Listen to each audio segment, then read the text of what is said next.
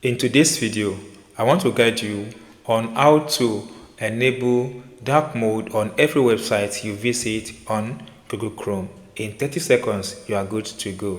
Here is what you need to do. Come to this search bar on your Google Chrome. Type in Chrome //flags, then hit the enter button. Then once you've done that, you have yourself at this. Then you have a lot of experimental or texting activities. Tons of them are available here.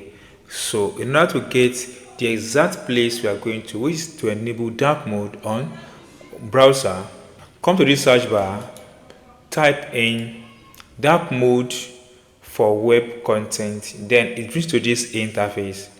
Automatically render all web content using a dark mode theme is available on Mac, Windows, Linux, and Chrome OS, as well as Android. So click on this little arrow where you see default.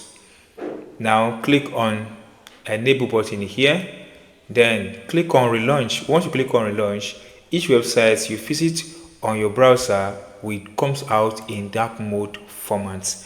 That's all, guys. With this, you've been able to enable dark mode for all content on your Chrome browser. If you enjoyed this tip and have not subscribed, please subscribe for more updates like this.